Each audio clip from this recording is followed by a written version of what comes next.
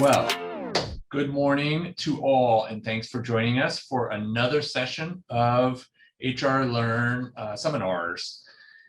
This synchronous learning is to supplement our asynchronous learning, meaning you take your online courses online with no instructor help, and then you join us here for some spiffy little additions to it, little supplemental things, and a chance for you to ask questions. And it's a little more dynamic, a little more personable, and that's why we're here. So first of all, I want to tell you why I'm qualified to talk today about giving job offers that people will accept. So I'm a management consultant to federal agencies, and I've been doing this work for well over a decade. And I have a chance to see new and different things happening inside government agencies. And I get a chance to actually try some of the new and interesting things inside those agencies while I'm working there. So this series of seminars is a chance for me to share with you what I've tried, what I've learned, what I haven't tried, and what I need to still try. All right, and I've been fed a couple times. Including at Justice and the National Gallery of Art with Jamal. Thank you again for joining us, Jamal. We're not going to take any breaks today. We're going to go straight through. It's a little less than an hour that we will be here together. Please keep yourself on mute. Do unmute yourself since we have a small group today to ask any questions. We'll pause at the end of each topic to address any submitted questions. You can ask questions in the chat. You can ask questions out loud. You can, if you're going to use the chat, you can put it directly to the admin account that Nancy's on, or you can just put it in the general group chat. All right, and try to keep the cat calling down to a minimum for me. All right, and then at the end of this presentation, this is what we want to learn. You should be able to add at least one new element or approach to your agency's job offer practices. All right, now I want to clarify. This course is for any government agency, can be state, local, or federal. You'll see some terminology in here dealing with federal only. Don't get caught up on that. So if you are a Fed and you're taking this class, the citations are in here and they're accurate for Feds, but the gist of what I'm doing is applicable to all government sectors. All right. And state and local governments often copy the federal government, so you'd be surprised how frequently you'll find almost the exact same thing that we're talking about at the federal level. So we're going to start here with a scenario about Clara. All right, Clara is a staffing specialist, and last week her customer selected someone for a vacancy. Clara is back from leave and now has to offer the job as an official representative of the U.S. government. This is an important responsibility. Let's listen in. Right. Good afternoon, Mr. Jenkins. This is Clara from the U.S. Department of Regulations. I'm calling today to offer you the position of regulatory specialist. This offer comes with full benefits and a starting salary of about $43,000. The requested start date is a week from Monday. All right. So we're gonna, this is what I would consider a standard offer. This is what I've heard. This is what I have made. I've made offers like this. I didn't like making offers like this. I didn't think it was a really interesting offer. I didn't think it was a particularly compelling offer. And even though I offered it cheerfully just now, there's no particular reason anyone would take it. That's my position on the offer that Clara just made. And that is the nature of today's course, is how can Clara improve on what she did? We're gonna, in today's class, we're gonna be talking about 5 different aspects of job offers, or 5 different things to keep in mind about job offers. All right, we're gonna start with competence, speed, knowledge, persuasion, and humility. All right, these are the 5 aspects of a job offer that can be improved to increase the chances that you're going to lock in the candidates that you want to lock in. All right, we're going to start with humility. And even though humility is sort of a low-key topic, I'm going to try to make it bright and cheerful. The point of humility is to understand that all employers everywhere, the odds are against the employer from the get-go as to whether they can lock in the candidate or not. Again, all sectors, not just government. 63% of all recruiters say that talent shortage is their biggest problem. So that means that if you're feeling frustrated that you're not getting good candidates in your job at a government agency, welcome to the club. 63% of your peers feel the same way across all sectors. All right. And look at what's happening to the number of job applicants over the years. 52 per application or per position to 36 to then 29. Sorry, I don't have anything more recent than that now, but you can see that the number of job applicants does trend. And the last time I found statistics for this, it was trending down. All right, and I think employers today would tell you the same thing. It is definitely a candidate's market. It is not an employer's market right now. 56% of all recruiters said they couldn't make good hires because of lengthy hiring procedures. All right, I'm trying to make you feel good here in the government, right? Because we in the government always are complaining. We have an inferiority complex about how slow we have to hire. Well, guess what? 56% of your peers, more than half, experience the same thing, including outside of government. So we're not alone. All right, by seeking an outside candidate in the first place, you're already putting yourself at a disadvantage because employers find that internal hiring is 6 times more effective than all other sources combined. All right, so the minute you decide to do an outside recruitment, even if you have a candidate selected or identified that is likely to be considered favorably, you're already at a disadvantage versus hiring internally. All right, fewer than 9%. It's an important number. Fewer than 9% of career website visitors convert to applicants. So there's a more than a 91% chance that a visitor who sees your job ad on USA Jobs or whatever site it's on, Indeed, Monster, whatever, they're not going to even apply. If they do apply and they get an interview with you, guess what? Only 20% of them get offers. So there are all kinds of things going against us as recruiters. I'm not trying to, be a bummer. I'm trying to just tell you, be of good cheer because the odds are against you anyway. The rest of the slides, I promise, are less depressing than this. All right, any questions about humility? So we do have a question from Sean. Is this slide also applicable to hiring managers who informally work with the candidate pre-offer? Right, that's a good question.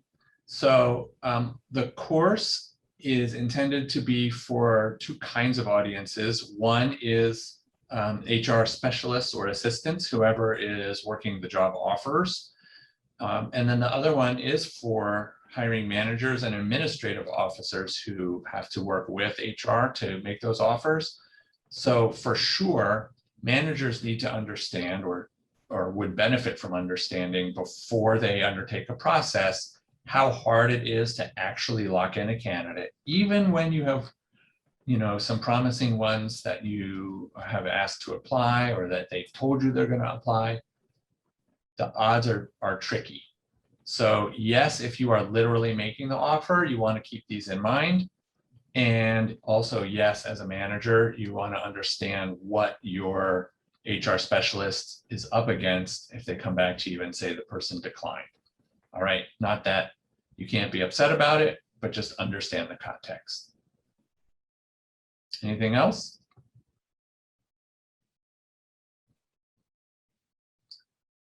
All right, now, speed. We talk a lot about a faster hiring process, faster, faster, faster. Now, a fast hiring process doesn't mean it's a good hiring process. It just means it's fast, takes less time. So I'm not advocating for a fast process, period. I'm advocating, look, if you're going to have a good process or a bad process, you know, in some respects, I don't care. But there's no advantage to moving slowly, no matter whether it's a good process or bad. So we always try to optimize the speed of our hiring process. I mean, even if in our own just our own self-interest of, can we do this in less time, please? All right. So the reason is a speedy offer.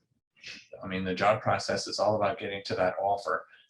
A speedy offer can beat a non-speedy offer.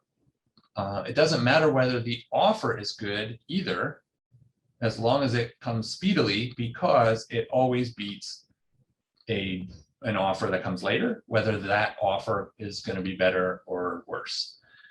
All right, so a speedy offer now that's okay will often beat a non-speedy offer that's even much better. And that's because it exists, whereas the one in the future is hypothetical. Right? A so-so offer now can beat a great offer later. Candidate does not care how complicated it is on the agency's part to put together an offer. So this is a reminder to all of us on the government side. We are steeped in, you know, paperwork and moving things from pile A to pile B. We know all the steps we've taken to get to this point. When a candidate doesn't give us an instant yes, we can't be sitting there thinking, do you realize what I've gone through to bring you this offer? We can't afford to do that. Don't make that part of your equation of, you know, how to compel a yes answer from a candidate. All right. And then the last thing, also speaking to speed, be ready for an attempt at negotiation before you make an offer. Whatever your offer is, don't make their response to you the first time that you're going to think about what their response is. Anticipate what their response might be and be ready for what that means for you as the offerer. All right, when they say, I need a higher salary than that, or I want a higher salary than that, or can I have a higher salary than that? Any of those permutations, you want to be ready for that. Even if the answer is no, you can't, or no, there's no wiggle room on that. You just want to be ready for that. You don't want to say, I'll get back to you on a very easy kind of response, right? I want to move first. It's going to take me 3 months to move. You just want to be ready for something like that. Or I'm waiting on another offer. I'll get back to you in a week. Maybe that's okay for you. Maybe it's not. Either way, you want to be ready for, you know, what does this mean for you as the offerer? So in conclusion, speed, always a positive contribution to a hiring process, whether the hiring process is great or not great. Questions? We do have a question from Terry. What is the speedy recruitment process to you like? 80 days? Good question. 80 days is the latest permutation of sort of the buzz, what's going around. 80 days is a fine number of days. The average recruitment time across all sectors is a little higher than you would guess. In the federal sector and the government sector in general, we again have this inferiority complex about how slow we have to go. Private sector, it's I think it's like 45 to 90 days. I mean, it's not that much better, if any, than the federal process on average. The reason I don't have a specific number for this class is it really has to match the situation. And I understand, especially in the intelligence and defense communities, law enforcement, and some specific agencies, if you have a process that's,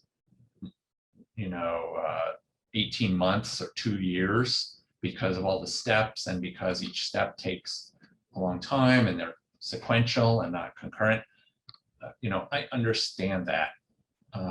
I just want you to, as an individual, move as quickly through with your steps as you can move and be able to advocate for a speedy process to the other stakeholders that are not moving as fast as you, and not to rely on the process to just work itself out. So 80 days is fine, 40 days is fine, 90 days is fine, 4 months is fine. I'm neutral on what the days are. I just want you to move more quickly through them, because whether your agency can move faster or not, your slow offer is worse than other employers' fast offers.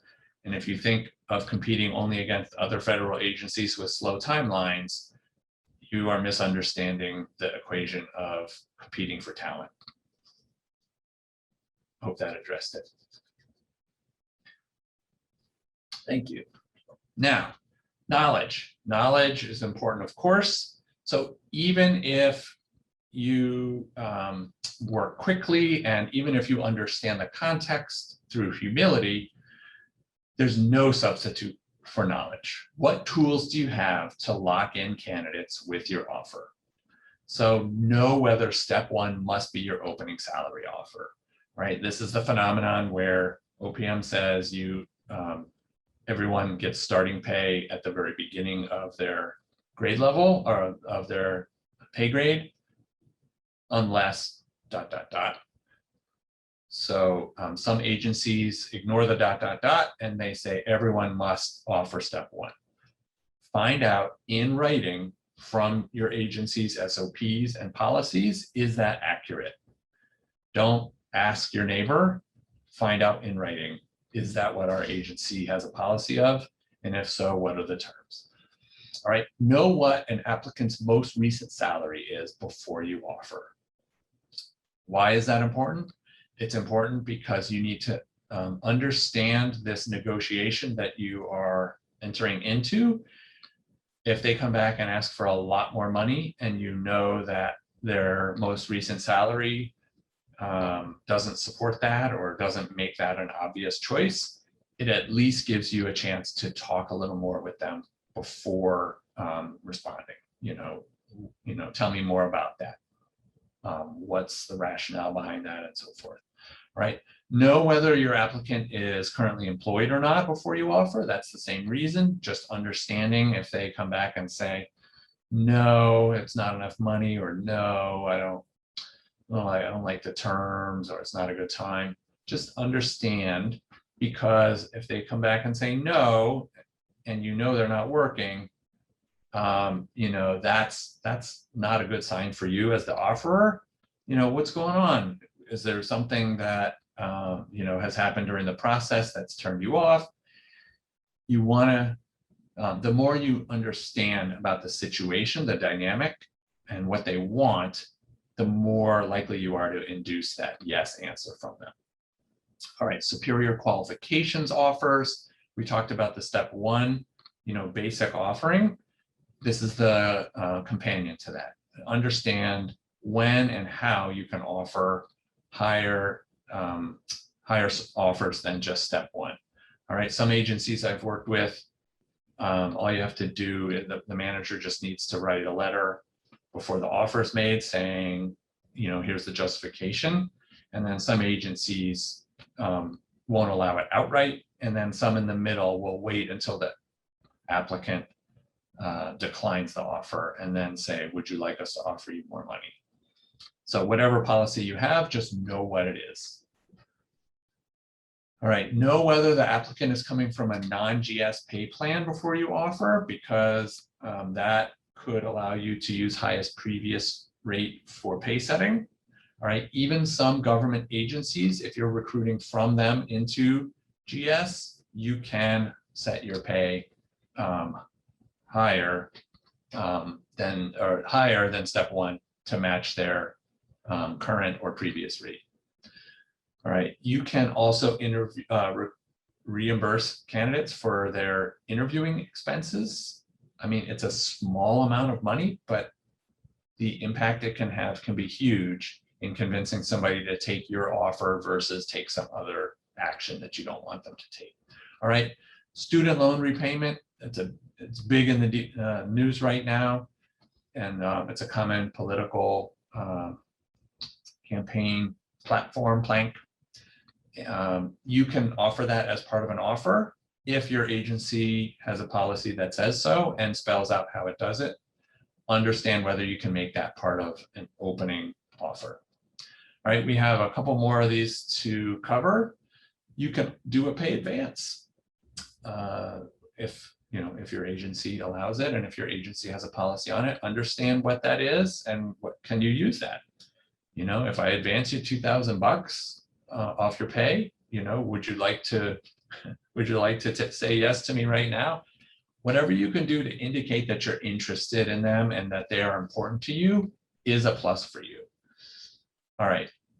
Also, make sure you don't hire a supervisor for less money than what their subordinates are going to make. That's important. Know your agency policy on recruitment incentives of up to 25% of salary per year. That's a pretty incredible flexibility you have and a very powerful inducement. So do your homework. What does your agency allow? Who's allowed to decide it? Where does the money come from, etc. All right, same thing for relocation. Usually in the job announcement, it will say whether relocation can be reimbursed, but you don't have to offer reimbursement. Just you can certainly pay for someone to move to you, but you can also post without reimbursement possibility, and they can move themselves there. I've worked with so many managers that think that if you don't have money to reimburse for relocation, why bother advertising at all? Which I think is so defeatist and wrong. So don't do that. All right. Now, this might be the most important one. Maybe I should have put it last, but I'm putting it at number 12. If no one in your organization is smart about these flexibilities, and no one in your organization is smart about how to close on candidates, be that person. Be that person so that you can help your agency evolve into that kind of organization, but also you'll take it with you in your career to other agencies you go to, and you'll be the smartest one there about it. People really don't know this. This is what's in it for you. Be the expert on these things. It's not difficult.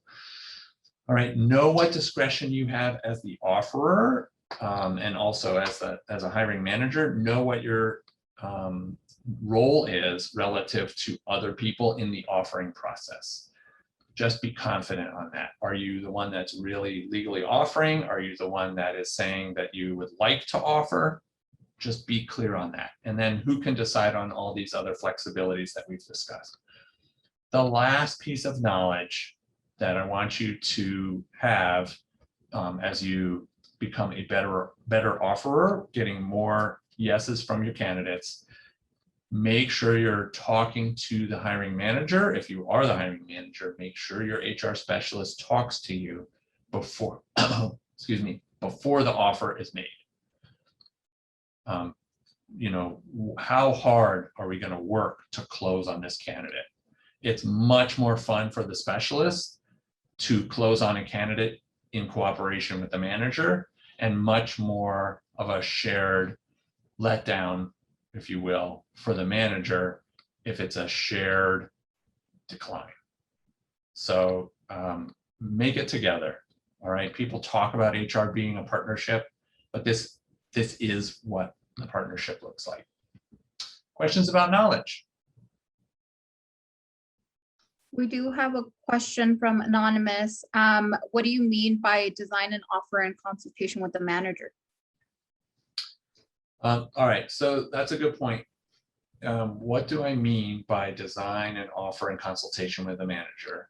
So what that means in practice is the manager is going to know even less about these flexibilities than HR does. So if you are the HR specialist, you knowing about these things is one thing, but sharing that information with the manager and having the manager actively participate, like I said, it makes it a shared offer, and you can share in the win and you can share in the decline. And maybe between the two of you, you can even make a one extra call to the candidate to convince them to come aboard, even if their original answer is a no. If they had a particularly good experience with the manager, maybe they would like to talk to the manager about, what would bring them aboard, and then the manager and the HR specialist can work out a deal. Doesn't have to be, after the offer is made, it doesn't have to be HR that works on the direct negotiations with the candidate necessarily. Good question. Thank you. Another question just came in from Anonymous as well. My agency requires us to offer step 1 first and then move to superior quals offer second. Is that normal? That is normal. It is not required that an agency do it in exactly that sequential way, but it is normal. And it really doesn't matter what the process is at your agency. What matters is that you, as the offerer, are knowledgeable on what the process is, that you move through it as quickly as possible, that you have that humility of understanding where you're coming from and what the environment is in which you're operating. It is normal. If I were an HR director at an agency, I personally would not require a step 1 offer first, especially in cases where it's an absurd offer based on all the variables. Thanks. All right, persuasion. All right, this has nothing to do with knowing the code. This has nothing to do with policies. You don't have to, this goes for all employers everywhere for all time. So this is the easy one, the kind of fun one. This is all about presenting. Remember when Clara made her offer, she just was clearly like reading off the page. She wasn't conveying anything to the candidate about what the desired outcome was. She was just taking the steps that she was supposed to take. I don't want anyone on this call or on this seminar to think of themselves as, now I have to do this, and then I have to do that, and then comes this. I want you to think about that you want an acceptance. And if you don't want an acceptance, I don't know why you're taking this seminar, because that's what this seminar is about. You want to lock in more candidates than you are.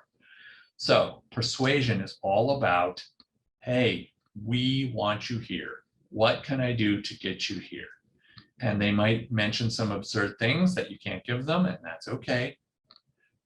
But you at least want to convey on your part, this is an offer, and the reason it's an offer is we want you to accept it. All right, so an example on the screen here, this is an important job and the manager really wants you in it. How can we work this out? All right, you can use your own words, but the gist of it is, let's make this happen.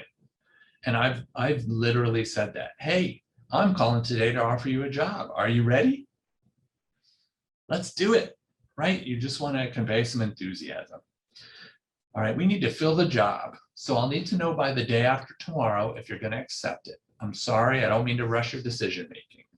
All right, something like this is what I recommend when the person says, I'm going to need some time to think about it. Not to just arbitrarily make up a time, but to convey that this is an important job offer, and it's not here forever. We value this offer. We value you. Let's make a deal. All right. Find your comfort zone for expressing things in a persuasive fashion and stay in that zone. What will it take to get you to say yes to our offer? All right. Here's one that makes candidates feel great. There were 219 applicants and you're the only one selected for it. Congratulations. All right. I don't make up a number here. I tell them the actual number. And even if they are the fourth person that you've tried, the first three turned you down, you can modify this to fit that situation so that it's not dishonest.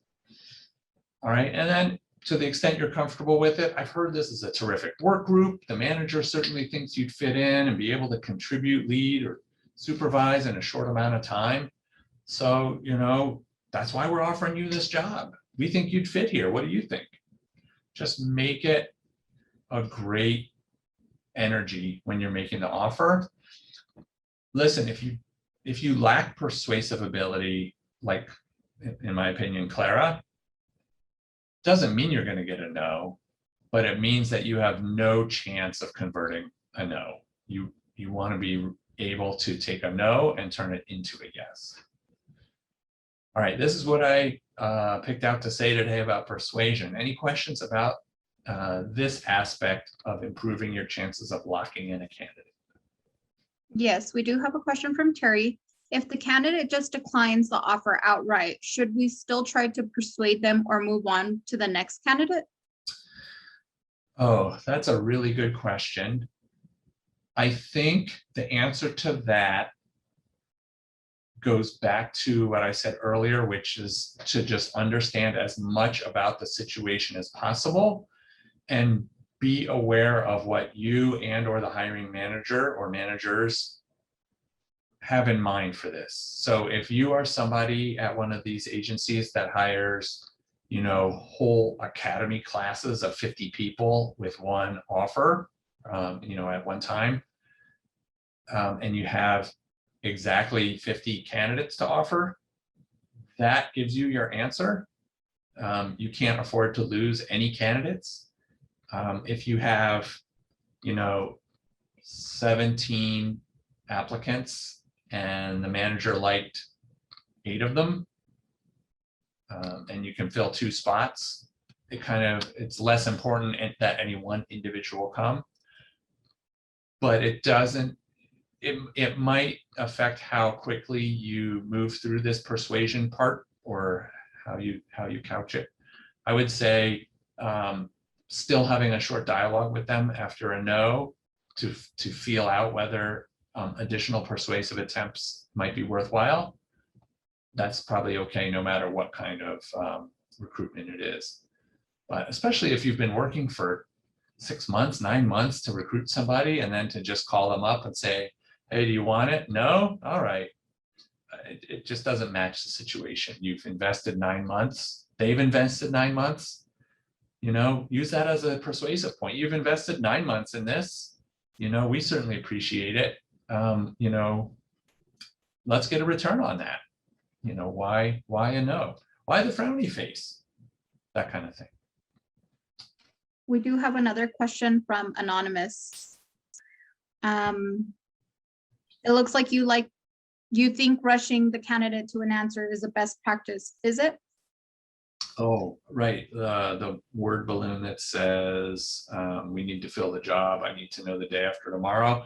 This is a hedge against the candidate that doesn't value the offer, and it basically says that you do value the offer, and plus you have a spot to fill. So it's great that they have a need to go interview some other places, or they need to ask their partner or spouse or whatever they need to do. That's great, but you also, as the offerer, you have needs as well. And so being prepared by talking to the hiring manager first about how badly do you want this candidate, and also, what efforts should I make to lock in this candidate? I think is fair. All right, good question, Anonymous. Thanks for attending today. All right, confidence, being confident in your job offer. And this is a bit of a corollary to persuasion. All right, the reason that you are persuading people is that you have confidence in your offer. All right, this is the most important one, and it's relative to my own story, my own career story. You may be part of turning someone's whole life around. All right, they might have a long period of unemployment that they're coming back from. They might have raised 5 kids before applying and coming to this. This could be the dawn of a new era. It could be their lifelong dream for the exact job that you're offering them. You just don't know. And it doesn't matter whether it's the most exciting job to you or the most boring job to you. Other people have their own aperture that they're looking through, their own lens. And, the position that's like a nothing boring position to you might be a dream come true. So just keep that in mind, that you're offering something really special and important. All right. And then to the earlier question about rushing people, I don't want you to rush them, but don't roll over.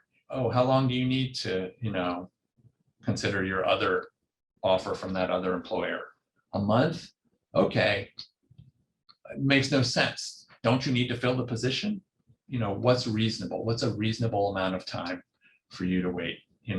So yeah, give them, they're valuable. They're an asset, potential asset to the agency. Let them take their time. 1 or 2 days is usually plenty. All right, believe in your offer for the reasons that I've said. It's a meaningful moment, even if it's routine for you. It's meaningful in and of itself, and it's going to be meaningful to the person receiving it. All right, appreciate and empathize with what the candidate's been through. It's been several weeks, several months. You don't want to couch it as, oh, it's been 9 months, I have to know today. That's not right. That's the same kind of sales technique that I hate. You walk out this door, that discount goes away. No, that's not what we want to do. So you're confident in your offer, but you're not arrogant about your offer. But you could be arrogant about your offer because it's an amazing offer. I won't read them all, but there's so much that goes with an offer. And even if you're not offering them the salary that they are currently making or want to make, or that you think is a good salary, look at all the things that go with it. The government offers many things that other employers really just don't offer. So be confident, right? So we're humble, but we're confident, and we're persuasive, and we're knowledgeable. That's what we've covered so far. Any questions about confidence? Yes, we do have a question from Kathy. We just have such a high volume of activity in our office that I can't possibly pay this kind of attention to each candidate I'm making offers to. In this case, how would you advise that we proceed? Sure. I like the question. It's a question about pragmatism. You definitely, I don't think I would ever be in a position to tell you as a practitioner that you must slow things down and really treat each candidate as an individual, take an hour for an offer call. Like, no, I don't have an hour to make an offer. So that when that is true, you're going to modify everything I've said and the way that I've expressed it to match your situation. Maybe if you are just crushed and you're spending all day trying to, fill a requirement for, we need 60 people hired by the end of today. Yeah, mathematically, you're not going to be able to call and chit chat and butter them up and find out what they want. But you're going to modify and maybe say, look, based on the situation, we're not offering relocation. We're not offering, advanced in-step offers.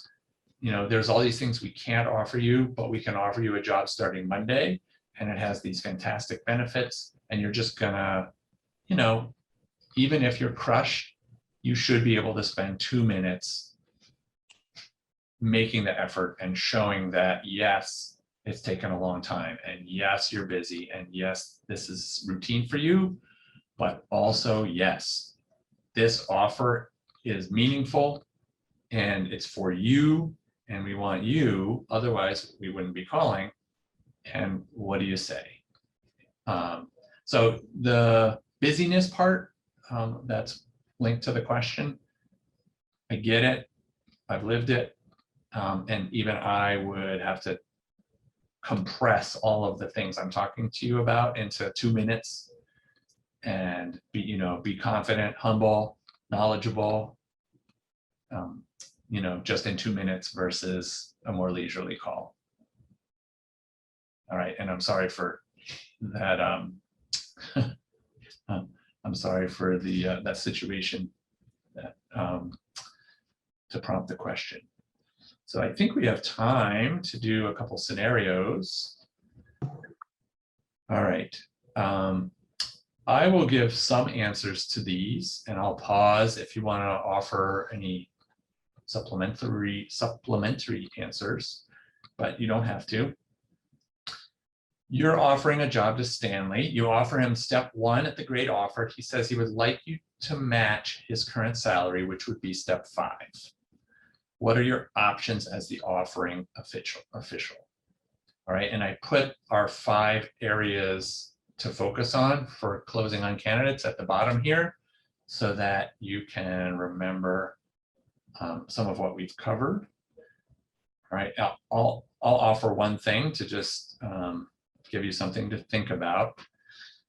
So he would like you to match his current salary, which would be step 5. So on the knowledge part, I wanted to be prepared for this call.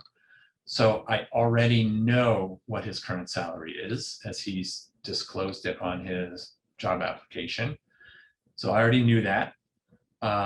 And I already know whether he's coming from another GS agency or not, which would allow me to offer above step 1, as long as my agency policy allows that. So that's on the knowledge side. On the speed, if I can't offer step 5 equivalent, I can say I can't, but I could be flexible with you on the start date. And so I can't tell you the number of times that candidates have said something to me like, you know what, that's great, because we get our Christmas bonus in 2 months, and that would be that would seal the deal for me if I could collect my Christmas bonus and then quit my job. That's free. That's a free recruitment incentive that some other employer is paying for you. So those are just 2 pieces. We could go to all 5 of these and, go to persuasion, understanding that, it's a candidate's market. It's not an employer market. So, I would have anticipated that he would come back and ask for more.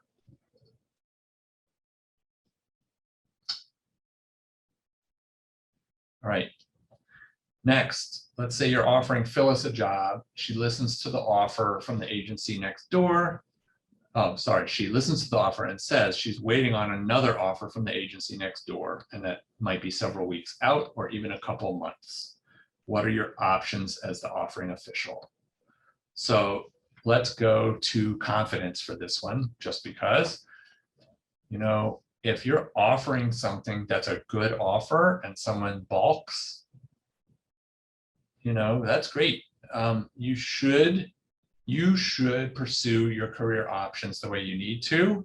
No one's going to stop you doing that. Certainly not me as the offerer. I am going to need to make this offer to someone else next week, end of next week, if we don't have a candidate in the job. So we respect your job search plans, and you need to pursue those as much as you need to. And also, I need to fill this job. So I'm sure you can appreciate where I'm coming from as well. All right, that's the response of confidence. But also, flexibility and, accommodation as well.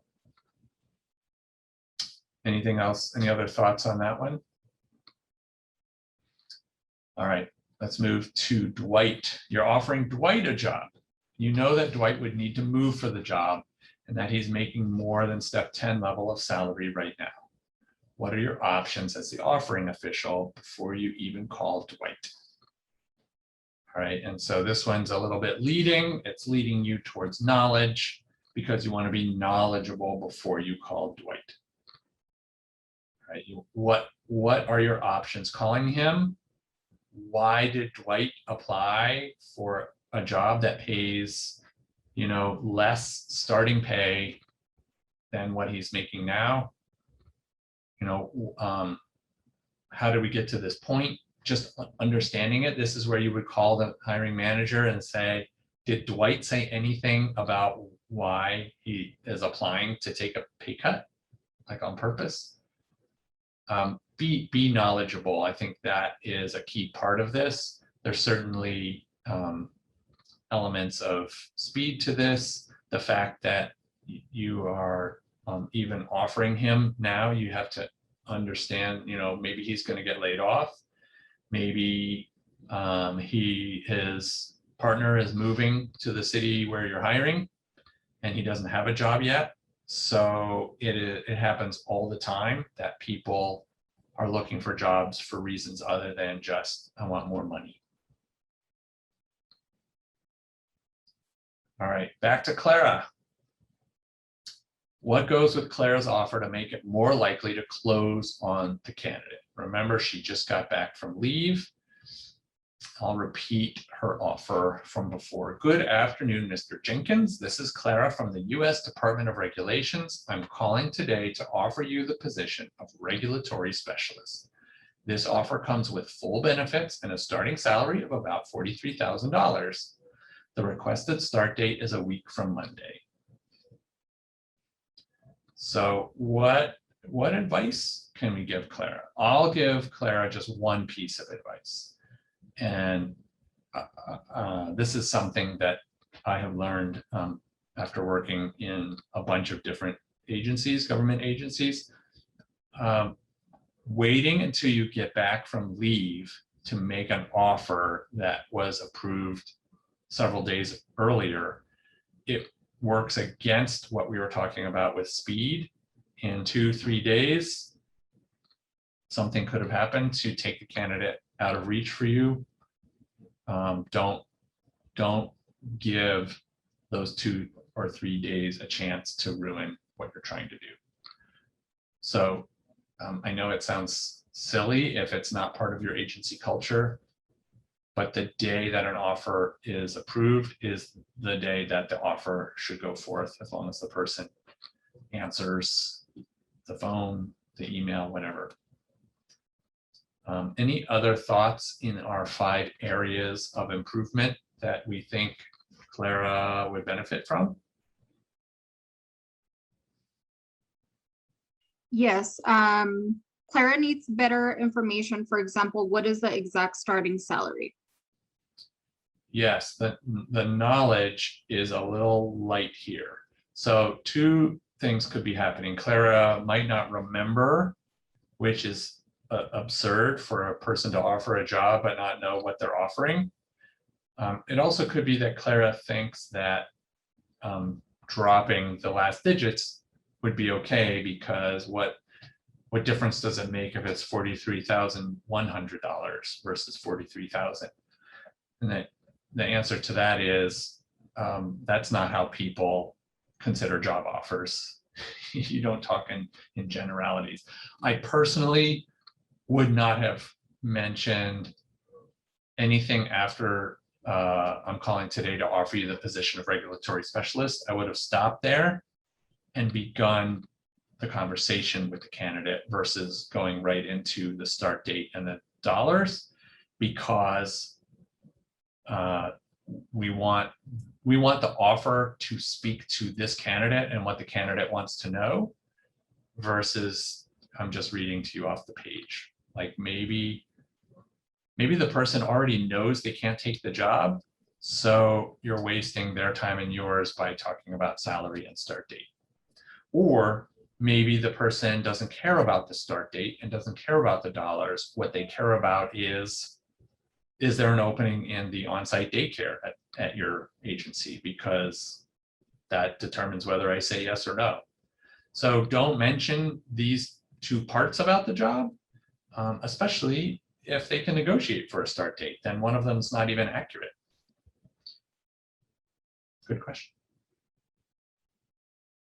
All right, I'm going to stop sharing my screen. I will encourage you to go to hrlearn.com to sign up for courses, sign up for another seminar like this. We have several different topics and we're adding more all the time. I want to thank you for investing your time with us today.